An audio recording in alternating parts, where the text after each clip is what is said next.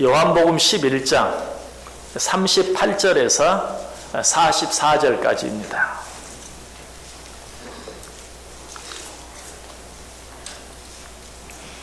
요한복음 11장 38절에서 44절까지 제가 대독해 드립니다.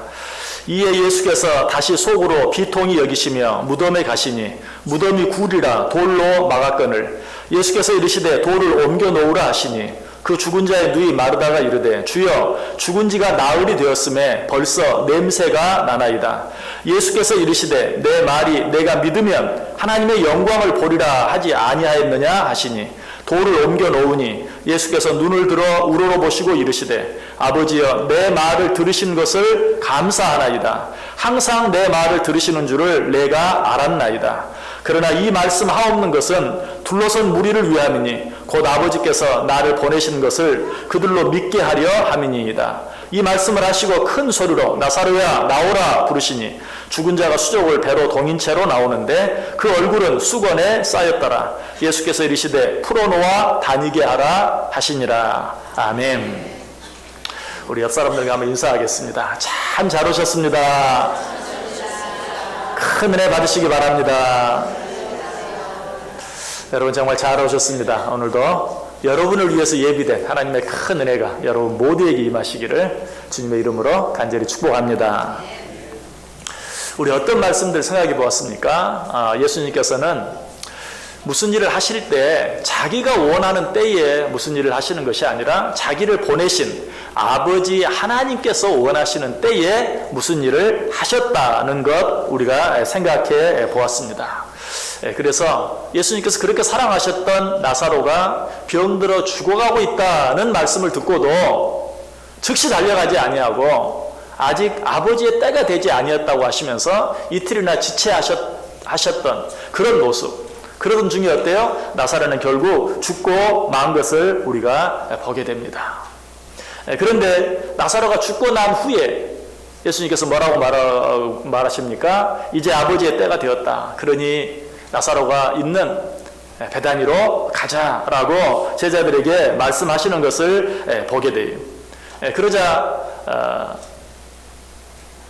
예수님께서 이제 베다니로 가셔서 나사로가 있는 곳에 갔을 때 어때요? 나사로가 묻힌 무덤은 어떤 무덤이었다고 말합니까? 굴로 된 무덤이었다. 그래서 그 굴 안에 나사로가 내장되어 있고 그 굴 문은 큰 돌로 막혀 있었어요.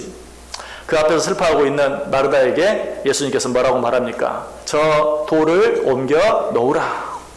그러자 마르다가 뭐라고 말해요? 뭐 하시게요?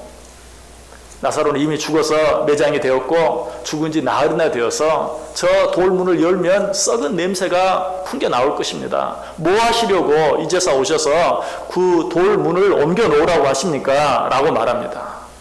그때 예수님께서 뭐라고 말씀하세요? 40절에 보시면 예수께서 이르시되 내 말이 내가 믿으면 하나님의 영광을 보리라 하지 아니하였느냐.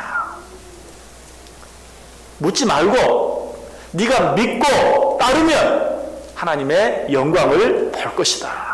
지금 예수님께서는 마르다에게 뭘 요구하고 계십니까? 믿어라 라고 믿음을 요구하고 있는 것을 보게 돼요.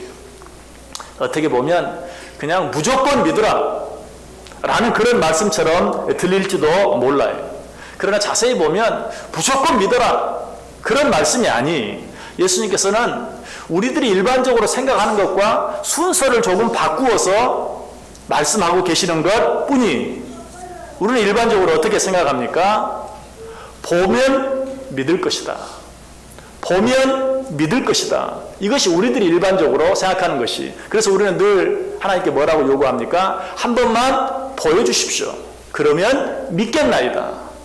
그러나 오늘 주님께서는 마르다에게 뭐라고 말하고 있어요? 그렇게 말하지 아니하고 거꾸로 말하고 있어요. 먼저 믿어라. 그리하면 보게 될 것이다. 뭐 알 필요도 없다, 볼 필요도 없다, 깨달을 필요도 없다, 무조건 믿어라. 그게 아니고 알고 싶으냐, 보고 싶으냐, 그러면 믿어라. 믿으면 보게 되고 믿으면 알게 되고 믿으면 깨닫게 될 것이다 라고 우리에게 말씀해 주고 있는 것이, 실제로 예수님의 제자들도 후에 그렇게 깨닫게 된 것을 알게 돼요. 요한복음 6장 69절에 보면 우리가 주는 하나님의 거룩하신 자이신 줄 믿고 알았삼나이다 라고 이야기하고 있어요. 예수님께서 자신을 무엇에 비유해서 설교하셨습니까? 내가 생명의 떡이다. 이 떡을 먹는 자는 영원히 살리라 라고 말씀하세요. 여러분 이 말씀이 쉽게 이해가 되십니까? 되지 않죠. 그래서 사람들이 도대체 무슨 말이냐? 예수님 자신이 생명의 떡이라니, 그리고 그 떡을 먹으면 영원히 살게 된다니, 그 말이 도대체 무슨 말이냐? 이해하지 못했어요. 그래서 그들이 뭐라고 말합니까? 이 말씀은 어렵도다 라고 말하면서 모두 다 예수님을 떠나버렸어요. 그때 예수님께 제자들에게 물으시죠. 너희도 가겠느냐? 사람들이 지금 내 말을 이해하지 못하고 다 떠나가는구나. 너희들도 나를 떠나가겠느냐? 그때 베드로가 너무나 멋진 대답을 하죠. 뭐라고 말했죠? 주여, 영생의 말씀이 주께 있사오니 우리가 누구에게로 가오리이까? 영생의 말씀이 주께 있사오니 우리가 누구에게로 가오리이까? 그런데 그보다 더 놀라운 고백이 그 뒤에 나와요. 우리가 주는 하나님의 거룩하신 자이신 줄 믿고 알았삼나이다. 우리는 주가 하나님의 거룩한 자이시라는 것을 알고 믿은 것이 아니라 도무지 이해가 되지 않지만 믿고 알게 되었습니다. 그러므로 지금 주님께서 하신 말씀도 주님을 떠나버린 그 사람들처럼 나도 이해가 안 되기는 매 한 가지입니다. 그러나 우리가 주님께서 하나님의 거룩한 자이신 것을 믿고 알게 된 것처럼 그 말씀도 먼저 믿겠습니다 라고 말하는 것이, 다시 말하면 다른 사람들은 그것이 이해가 되지 않는다고 다 떠나가 버렸지만 나는 그 말씀을 믿고, 아직 이해가 되지 않지만 그 말씀을 믿음으로 그 말씀을 붙잡고 주님을 떠나지 않겠습니다 라고 말하고 있는 것이, 여러분 우리 인간들은 근본적으로 그렇습니다. 먼저 믿고 보는 자들이 아니고 봄으로써 믿으려고 하는 존재들이. 그런데 가만히 솔직하게 생각해 보면 당연히 보고 믿는 것이 당연한 것 같지만, 알고 믿는 것이 당연한 것 같지만 실제로 우리의 삶은 그렇지 않아요. 좀 정직하게 우리의 삶을 들여다보면 대부분의 모든 것들을 보고 믿고 알고 믿는 것이 아니라 보기 전에 알기 전에 먼저 믿음으로 시작한다는 사실을 알게 돼요. 어린 자녀들이 부모에 대해서도 마찬가지. 어린 자녀들은 자기들 안고 있는 부모가 누구인지 알지 못해요. 그 자녀를 향해서 엄마는 계속 말합니다. 자, 따라서 해봐. 엄마, 엄마, 엄마. 그러면 이 아이는 아무것도 알지 못하고 그냥 시키는 대로 따라서 합니다. 엄마, 엄마, 엄마. 그래서 그 앞에 엄마를 보면 엄마라고 부릅니다. 그러나 그 엄마라는 의미가 뭔지도 모릅니다. 그러나 엄마, 엄마, 엄마라고 부르다가 엄마라는 존재가 어떤 존재인지를 알게 됩니다. 그리고 그 엄마를 사랑하게 됩니다. 그 엄마를 공경하게 됩니다. 무엇을 알고 시작하는 게 아니, 어떻게 보면 맹목적인 순종으로 시작이 되는 것이죠. 그러나 그렇게 하는 도중에 어때요? 엄마라는 존재가 어떤 존재인지를 알게 되고, 엄마와 나의 관계가 어떤 관계인지 알게 되고, 그 엄마가 나를 얼마나 사랑하는지도 알게 되는 것이, 알고 시작하는 게 아니에요. 뭘로 시작해요? 믿음으로 시작해요. 세상에 지식을 얻는 것도 마찬가지입니다. 학교에 가면 우리 인생의 귀한 진리를 깨닫게 된다는 사실을 먼저 알고 학교에 가는 아이들은 아무도 없어요. 그냥 학교에 가야 된다고 믿고, 어떻게 보면 남들 가니까 나도 가야 된다고 생각하고 가는 것이, 그런데 학교에 가서 어때요? 우리가 삶을 살아가는데 필요한 모든 것들을 하나씩 하나씩 배우게 되고 알게 되고 깨닫게 되는 것이, 이런 학교에 가야 한다는 이런 믿음이 없이 내가 왜 학교를 가야 되나 라고 고민하고 학교를 가야 되는 이유를 비로소 이해하게 되고 깨닫게 되었을 때 학교를 간다면 몇 살이나 내 학교를 가게 될까요? 아마 대부분의 사람들이 학교에 가보지도 못하고 그 인생을 마치고 말 거예요. 학교에 가야지. 학교에 가야 된다고 하니까 가는 것. 또 부모가 가야 된다고 하니까 무조건 가는 것. 그렇게 해서 어때요? 우리의 삶에 꼭 필요한 것들을 하나씩 하나씩, 지극히 적은 것부터 지극히 쉬운 것부터 하나씩 배워나가고 터득하게 되고 알게 된다는 것이, 우리가 결혼하는 것도 마찬가지입니다. 여러분 결혼하는 것 어떻습니까? 우리가 결혼 인생에 있어서 가장 중요한 것이 결혼이죠. 그렇기 때문에 어때요? 내 남편 될 사람, 내 아내 될 사람에 대해서 충분히 알고 결혼해야죠. 어떻게 알지 못하고 결혼할 수 있겠어요? 그런데 아이러니컬한 것은 어때요? 사실 내 남편 될 사람, 내 아내 될 사람을 충분히 알 수 있는 방법이 없어요. 여러분 결혼한 지 얼마나 되셨습니까? 짧게는 10년, 20년, 30년, 아니 길게는 40년, 50년 되신 분도 계실 거예요. 그런데 어때요? 같이 40년, 50년을 살았는데 이제는 내가 내 남편에 대해서 모든 것을 안다. 이제는 내가 내 아내에 대해서 모든 것을 안다 라고 자신 있게 말할 수 있는 사람이 있습니까? 그런 사람은 아무도 없어요. 같이 50년을 살아도 다 몰라요. 그런데 서로 멀리 매일매일 만난다 그래도 매일매일 만나서 하루에 한두 시간씩 서로 얼굴을 본다고 해서 상대방에 대해서 모두 알게 되나요? 만약에 여러분이 내가 저 사람에 대해서 모두 알기 전에는 절대로 결혼하지 않겠다. 그 사람은 어때요? 평생 결혼할 수 없어요. 사람들은 경험적으로 이 사실을 알아요. 그래서 뭐라고 말합니까? 아무것도 모를 때 결혼하는 게 최고야. 사실 뭘 알면 결혼하기가 참 어려워요. 알면 알수록 아니 내가 어떻게 저 사람하고 평생을 살아? 이것저것 계산하고 따지기 시작하면 어떻게 내가 저 사람에게 내 평생을 맡겨? 결혼하기가 쉽지 않아요. 정말 서로를 모르지 아니하면 결혼할 수 없는 것이. 오하이오 주립대학교 사회학과 교수인 낸시 박사가 아주 재미있는 연구를 했어요.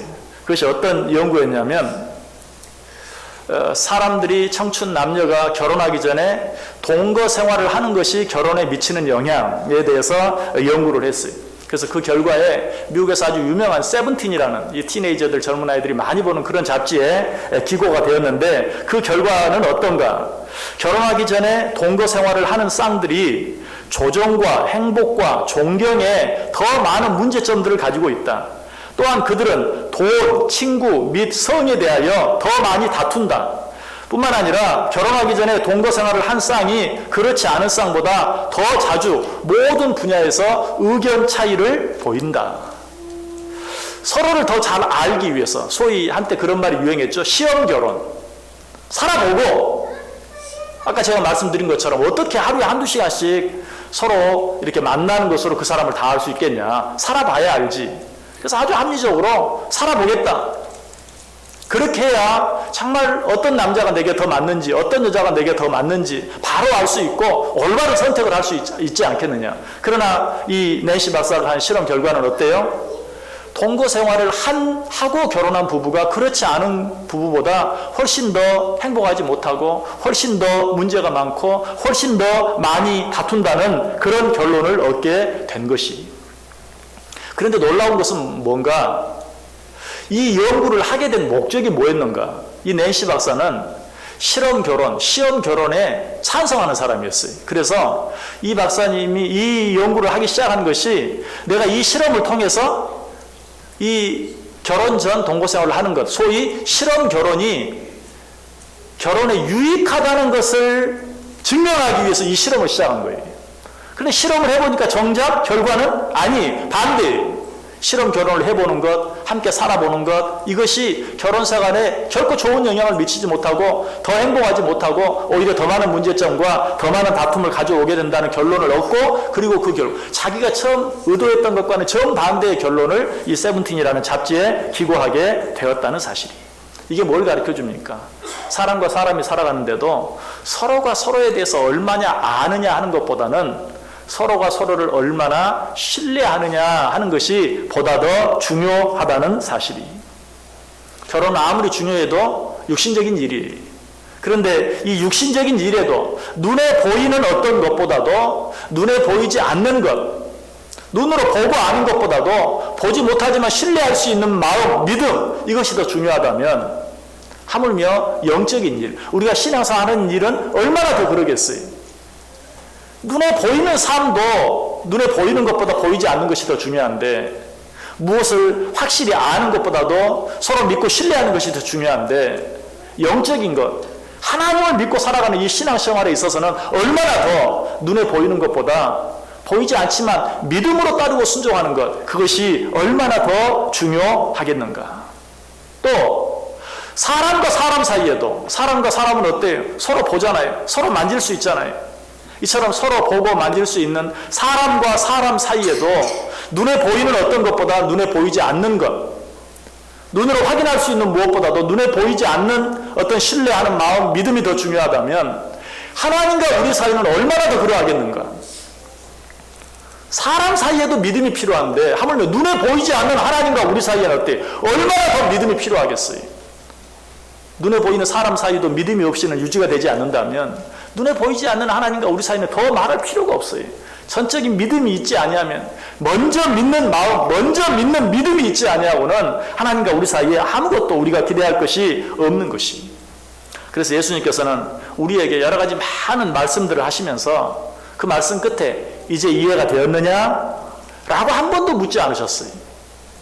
무슨 말씀을 하시든지 그 말씀 뒤에 뭐라고 말합니까? 이것을 내가 믿느냐? 라고 말하고 있어요. 자, 오늘 본문이 기록되어 있는 오늘 요한복음 11장 25절 26절도 보시면 예수께서 이르시되 나는 부활이요 생명이니 나를 믿는 자는 죽어도 살겠고 무릇 살아서 나를 믿는 자는 영원히 죽지 아니하리니 이것을 내가 믿느냐? 여러분, 지금 예수님이 하신 말씀이 이해가 됩니까? 나를 믿는 자는 죽어도 살겠고 살아서 믿는 자는 영원히 죽지 아니하리라. 여러분, 이 말이 이해가 되십니까? 이해할 수 없어요. 주님은 그것을 알았어요. 우리가 도무지 이해할 수 없는 것이라는 사실을. 그래서 이 이해할 수 없는 말씀을 하시고 이제 이해가 되느냐라고 묻지 아니하시고 이것을 내가 믿느냐라고 묻고 계시는 것을 보게 돼요. 하나님의 모든 말씀은 이해함으로 받아들이는 것이 아니, 하나님의 모든 말씀은 믿음으로 받아들이는 것이, 그것을 가장 잘 보여주는 말씀 한 구절이 있다면 창세기 1장 1절이에요. 성경이 어떻게 시작해요? 태초에 하나님이 천지를 창조하셨느니라. 여러분, 이것이 설명입니까? 아니, 하나님이 어떻게 태초에 천지를 창조하셨는가 설명하지 않아요. 하나님께서 태초에 천지를 창조하셨다. 태초에 하나님이 천지를 창조하셨다는 선언으로 시작하고 있어요. 그것이 뭘 말합니까? 이러한 선언으로 시작된 성경 66권 전체의 말씀은 어떤 설명으로 우리가 이해할 수 있는 것이 아니고 믿음으로 받아들일 수 있는 것, 믿음으로만 깨달을 수 있는 것인 것을 오늘 우리에게 분명하게 말씀해 주고 있어요. 그래서 이 창세기 1장 1절을 믿음으로 받아들일 수 있으면 어때요? 성경 66권 내용 가운데 믿지 못할 것이 하나도 없어요.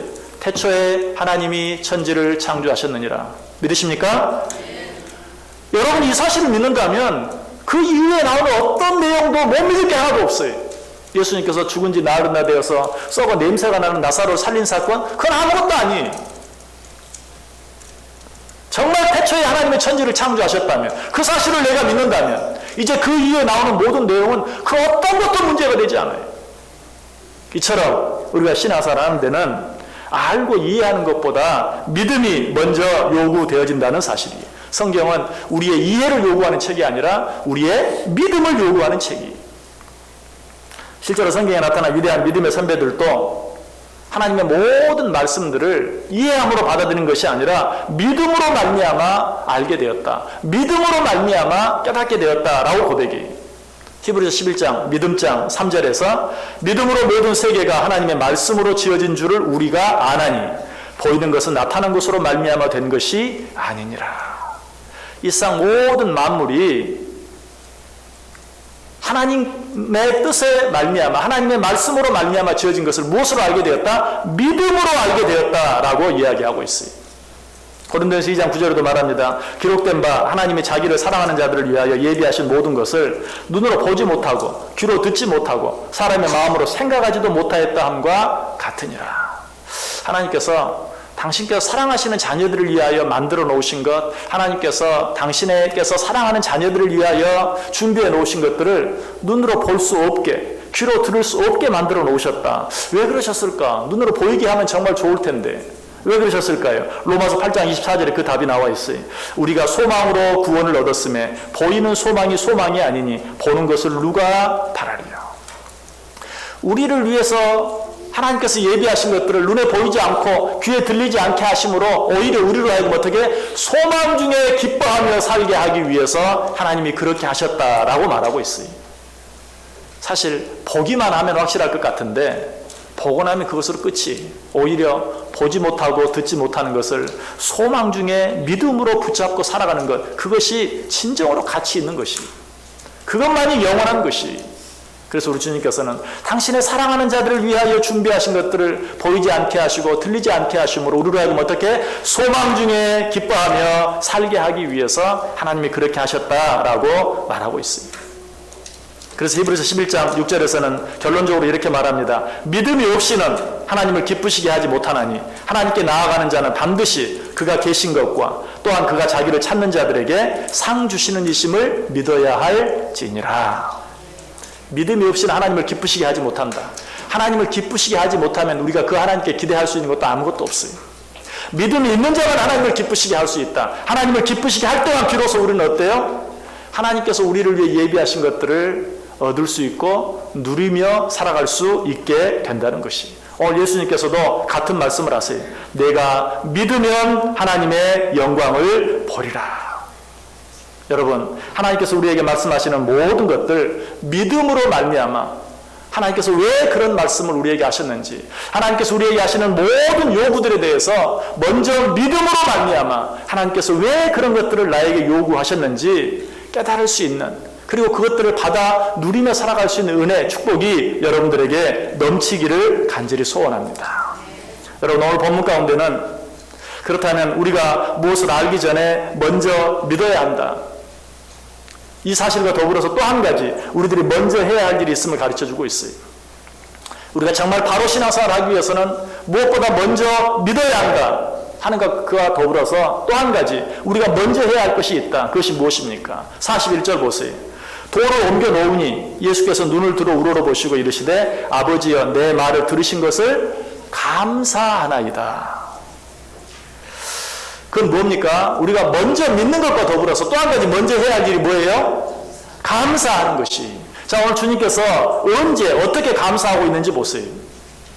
돌을 옮겨 놓았습니다. 그리고 나사로야 걸어 나오라 라고 말했습니다. 죽은 나사로가 쇠아포를 동인 채 걸어 나왔습니다. 그 모습을 보고서 주님께서 하늘을 우러러 보시면서 아버지여 내 말을 들으신 것을 감사하나이다 라고 하나님께 감사하고 있습니까? 아니, 그렇지 않았어요. 돌을 옮겨 놓으라 했을 때 돌을 옮겨 놓았어요. 자, 어떤 일이 일어났을까요? 마르다가 염려한 것처럼 썩는 냄새가 갑자기 확 풍겨 나왔을 거예요. 그 순간 어때요? 다 틀렸구나. 이제 아무것도 할 수 없구나.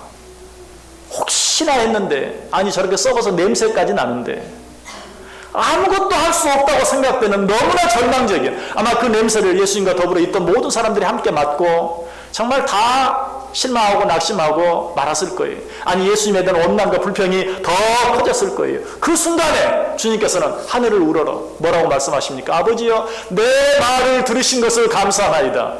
아버지께서 무슨 말을 들어주셨어요? 아무것도 듣지 않았어요. 아직 나사로에 걸어 나오라 라고 말하기도 전이었어요.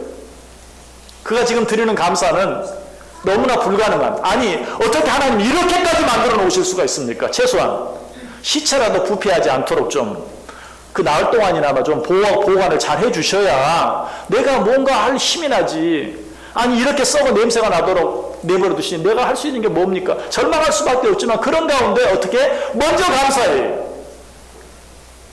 내 말을 들으신 것을 감사하나이다 라고 말하고 있어요. 저는 이 사건을 보면서 하박국 선지자가 드린 감사의 노래가 생각이 났어요. 무화과 나무가 무성하지 못하며 포도나무에 열매가 없으며 감람나무에 소출이 없으며 밭에 먹을 것이 없으며 우리의 양이 없으며 외양간에 소가 없을지라도 나는 여호와로 말미암아 즐거워하며 나의 구원의 하나님으로 말미암아 기뻐하리로다. 이것이 진정한 감사예요. 무화과 나무가 없어요. 무화과 나무 열매가 없어요. 포도나무 열매가 없어요. 감람나무 소출이 없어요. 밭에 먹을 것이 없어요. 우리의 양이 없어요. 외양간에 소가 없어요. 그럼에도 불구하고 나는 여호와로 말미암아 기뻐하고 즐거워하고 감사하리라. 여러분, 이 감사가 진정한 감사예요.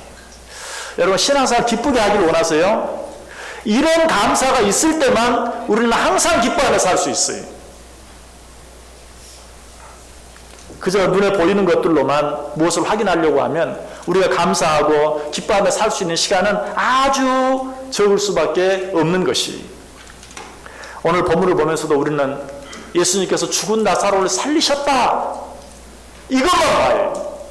여러분들이 성경을 읽다가 또 설교 말씀을 들을 때도 이 본문이 나오면 예수님께서 죽은 나사로를 살리시는 기적을 행하셨다, 이것만 봐요. 그리고 우리의 삶 속에서도 그런 기적이 일어나기만 바래요. 그런 삶은 어때요? 감사가 있을 수 없어요. 기쁠 수가 없어요. 왜? 그런 기적은 우리 평생에 한 번 일어날까 말까예요. 그렇다면 하나님께서 우리에게 항상 기뻐하라고 말하는데 어떻게 우리가 항상 기뻐하며 살 수 있는가? 비록 내 눈에는 아무것도 보이지 않는다 할지라도, 비록 내 손에는 아무것도 잡히지 않는다 할지라도, 그 모든 일 가운데 나를 향한 하나님의 놀라운 뜻과 계획이 있다는 사실을 먼저 믿음으로 먼저 기뻐하고 먼저 감사할 때만 우리는 비로소 항상 기뻐하고 범사에 감사하며 살 수 있는 것이. 왜 하나님께서 항상 기뻐하라고 말합니까? 하나님은 우리의 삶이 기뻐할 일보다는 기뻐하지 못할 일이 훨씬 더 많다는 사실을 알았기 때문에 그래요. 모세도 말하죠. 우리의 인생이 70이요 80이요 강건하면 70이요 강건하면 80이라도 우리의 자랑은 뭐라고요? 수고와 슬픔뿐이다. 모세도 알았는데 하나님이 그걸 몰랐을까요? 하나님이 우리 인생이 수고와 슬픔뿐이라고 해서 몰랐을까요? 너무나 잘 아셨어요. 그래서 말씀하시는 것이 뭐라고? 너희 삶이 비록 힘들고 어렵다 할지라도 너희는 그럼에도 불구하고 어떻게? 항상 기뻐하라. 무엇을 가지고? 믿음을 가지고. 그 모든 슬픈 일, 힘들고 어려운 일 중에도 나를 향한 하나님의 계획이 있는 것을 믿고 항상 기뻐하라. 범사에 감사하라. 왜 그렇게 말했을까요? 우리의 삶 속에 눈에 보이게 감사할 수 있는 그런 일들은 별로 없다는 것이, 감사할 수 없는 일들이 너무나 많아요. 그것을 아셨기 때문에 그럼에도 불구하고 너희는 뭘 가지고? 믿음을 가지고 범사에 감사하라 라고 이야기하고 있어요. 왜 하나님께 쉬지 말고 기도하라고 말하고 있을까요? 우리의 삶이 도무지 기도하기 위해서 시간을 낼 수 없을 만큼 너무너무 바쁘다는 사실을 잘 알았어요. 그렇기 때문에 그럼에도 불구하고 쉬지 말고 기도하라. 우리가 기도할 시간이 철철 넘쳐 흐른다면 그렇게 말하지도 않았을 거예요. 너희들의 삶이 얼마나 바쁘고 힘든 줄 안다. 기도하기 위해서 잠시 짬을 내는 것이 얼마나 어려운 줄 안다. 그러므로 너희는 쉬지 말고 기도하라 라고 말하고 있는 것이. 여러분, 우리는 모든 일들을 무엇으로? 믿음으로 말미암아 시작할 수 있어야 돼요. 그리고 모든 일들을 무엇으로? 감사함으로 행할 수 있어야 되는 것이. 물론 이 사실을 우리가 알지 못하는 것은 아니에요. 다 알아요. 그럼에도 불구하고 우리가 이렇게 하는 것이 쉽지 않아요. 어떻게 우리가 먼저 믿고 먼저 감사하는 그런 신앙의 삶을 살 수 있을까요? 그 사실을 알기 위해서는 예수님께서 어떻게 그렇게 하셨는가 하는 것을 한번 생각해 볼 필요가 있어요. 예수님께서 그렇게 하실 수 있었던 첫 번째 이유는 아까 예수님께서 나사렛 무덤 앞에서 감사하는 그 내용 속에 들어있어요. 42절 보세요. 항상 내 말을 들으시는 줄을 내가 알았나이다. 여러분이 뭐라고 말하든지, 여러분이 뭐라고 기도하든지, 여러분의 모든 말을 하나님이 들으시는 것을 믿으십니까? 그렇다면 모든 일들 앞에서 먼저 감사해 보세요. 예수님께서 그렇게 하실 수 있었던 또 한 가지 이유가 있어요. 그 두 번째 이유는 요한복음 8장 29절에 나타나요. 나를 보내신 이가 나와 함께 하시도다. 나는 항상 그가 기뻐하시는 일을 행함으로 나를 혼자 두지 아니하셨느니라. 내 눈에 보기에 어떠하든지 하나님께서는 한 번 택하신 당신의 자녀들을 절대로 혼자 두지 아니하신다는 사실을 믿으십니까? 그렇다면 감사하세요. 그렇다면 감사하세요. 지금 내 눈에 보기에는 하나님 나를 버린 것 같아요.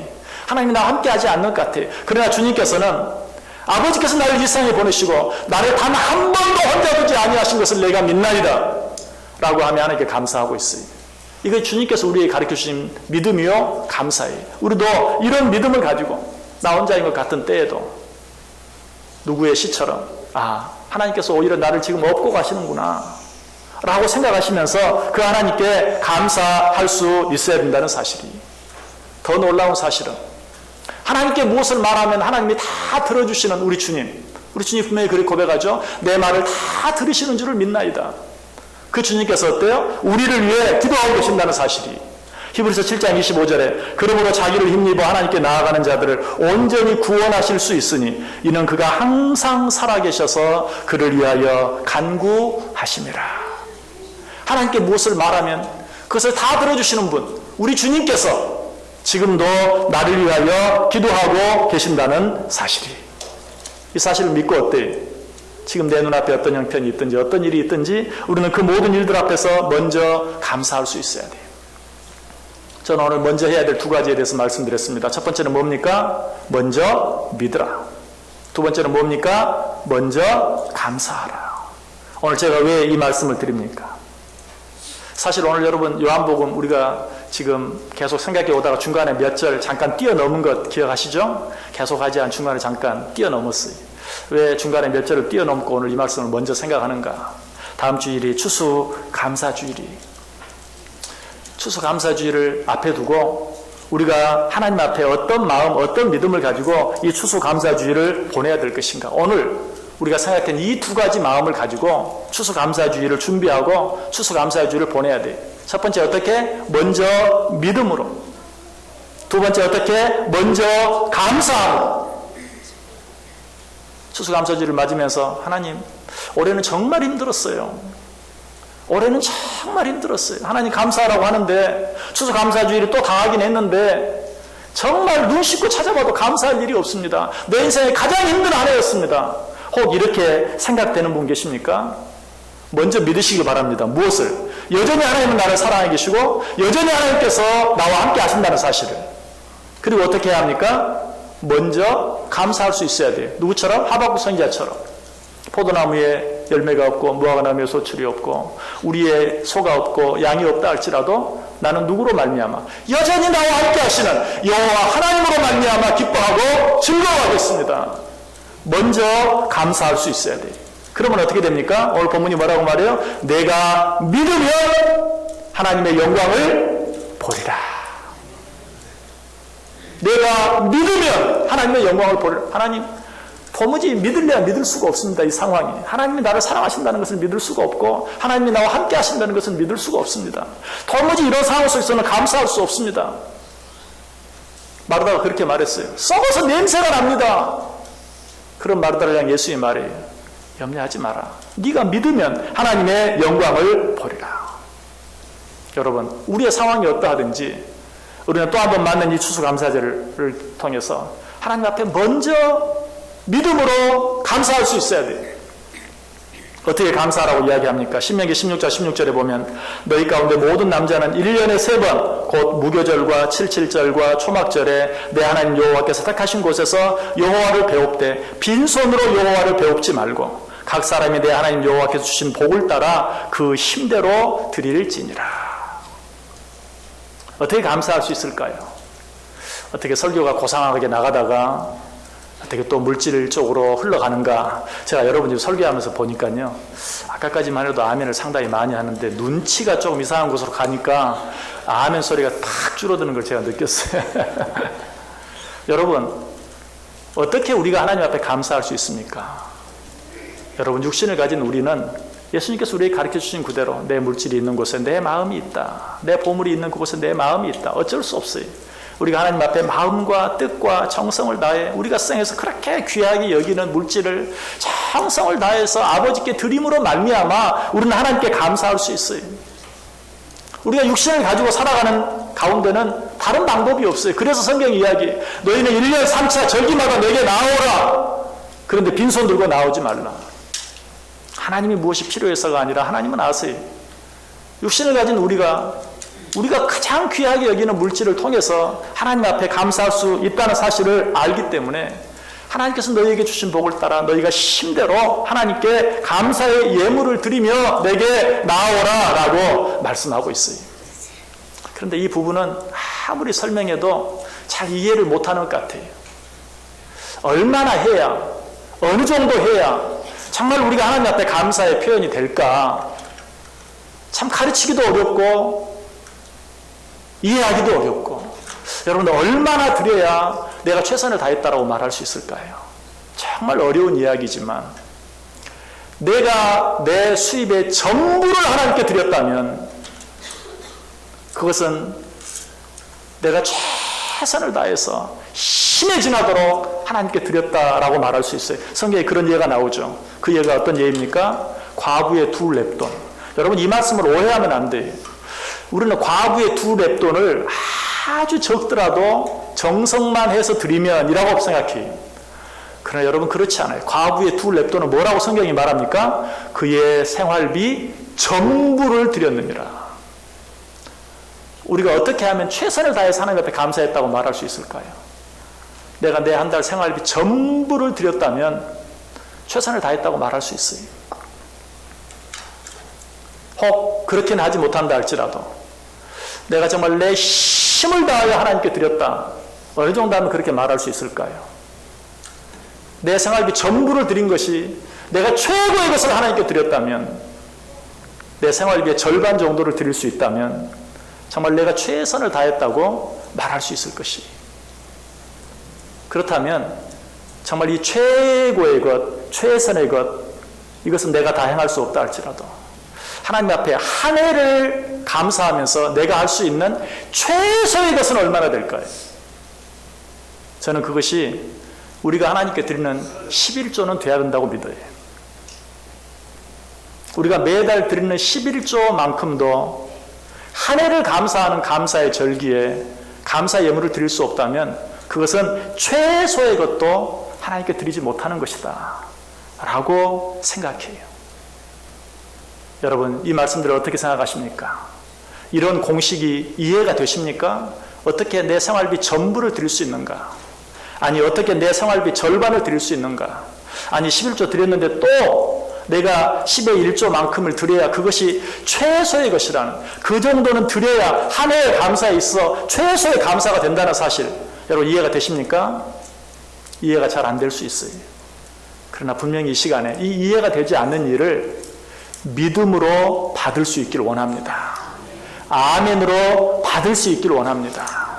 제가 지난주 금요일에 시편 41편을 마치면서 그 끝이 아멘, 아멘으로 끝나요. 그래서 그 아멘에 대해서 설교했어요. 느헤미야에 나오는, 또 한 번 느헤미야에도 아멘, 아멘이 나와요. 그 내용이 어떤 내용이냐면, 느헤미야가 이스라엘 백성들은 너무나 어려울 때 그 어려운 사정을 이용해서 고리대금업을 하는 사람들에게 고리대금업 하는 것을 그쳐라. 어떻게 이 어려운 가운데 있는 자들에게 너희들이 돈을 빌려주고 그렇게 비싼 이자를 받을 수 있느냐, 그쳐라. 뿐만 아니라 너희들이 있는 것을 오히려 나누어 주어라. 여러분, 이 일이 쉬운 일이 아니었어요. 그런데도 모든 이스라엘 백성들이 그 느헤미야의 말 앞에서 아멘, 아멘 하였더라. 그렇게 했을 때 어때요? 놀라운 부흥의 역사가 일어나요. 그리고 예루살렘 성벽 재건이 52일 만에 맞춰지는 놀라운 기적이 일어나는 것을 보게 돼요. 이해할 수 없는 하나님의 말씀 앞에서, 이해할 수 없는 하나님의 요구 앞에서 믿음으로, 아멘으로, 감사함으로 받아들이고 먼저 하나님께 드릴 수 있을 때 나 개인 속에, 우리 가정 안에, 우리 교회 안에 놀라운 부흥의 역사가 일어나게 될 줄 믿습니다. 놀라운 기적의 역사가 일어나게 될 줄 믿습니다. 기도하겠습니다. 하나님 감사합니다. 오늘 우리 인간의 힘으로는, 인간의 지혜로는, 인간의 이성으로는 받아들이기 힘든 하나님의 말씀 앞에 아멘으로 이 말씀을 받고 아멘으로 그 모든 말씀들을 순종하며 살아가기를 원하는 당신의 모든 자녀들, 하나님 오늘 주님께서 말씀하신 것처럼 그들이 믿음으로 따르고 믿음으로 행할 때 그들의 눈에 볼 수 있는 것들로 보여주시고 깨닫게 하시고 축복하여 주옵소서. 그리하여 믿음으로 살아가는 자들이 받는 은혜와 축복이 무엇인지 나 자신은 물론이요 모든 자들이 보아할 수 있도록 은혜 내려 주옵소서. 예수님의 이름으로 기도드리옵나이다. 아멘.